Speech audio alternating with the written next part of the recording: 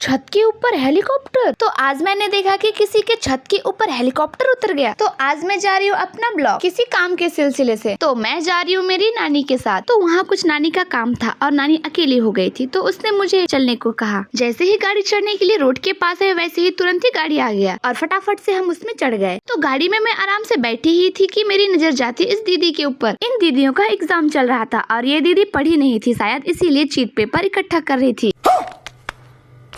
और ये इलाका बस्ती का पड़ता है, इसीलिए बहुत ही सुंदर नजारा देखते हुए हम चले गए आगे। और फिर हम चलते चलते पहुंच जाते हैं एक सुंदर से ब्रिज में, और यह बहुत ही सुंदर था। ऊपर गाड़ी चलता और नीचे ट्रेन। और फिर हम पहुंच जाते हैं ये वाले इलाका में, जहाँ पर बहुत ही ज्यादा भीड़ थी। हम फिर सारे कामों को निपटा कर हम आते हैं रोड के पास, और फिर पैदल ही चलते हैं हम अपने घर की ओर। और फिर मैं चल ही रही होती हूँ, तभी मुझे दिख जाता है चौंकाने वाली दृश्य। और फिर मैं सोचने लगती हूँ किसका दिमाग था भाई, जो कि छत के ऊपर हेलीकॉप्टर बना डाला। तो कुछ इस तरह से छत के ऊपर हेलीकॉप्टर बना हुआ था। मैं तो देख के हक्के बक्के रह गई। भाई क्या सोच के बनाया होगा। आगे जाके देखी तो ये एक रेस्टोरेंट निकला। कौन है ये लोग, कहाँ से आते हैं? उन्हें छोड़िए, वे बनाए तो बहुत ही सुंदर है, लेकिन मुझे चलते चलते बहुत जोरों की भूख लग जाती है। और फिर मैं फटाफट से खा लेती हूँ। और फिर इतने से भी बात नहीं बनती, तो मैंने ये भी खा लिया। इतनी धूप में सहारा बस मेरा ये था। पर कोई बात नहीं, अब सब्सक्राइब जरूर करके जाइएगा।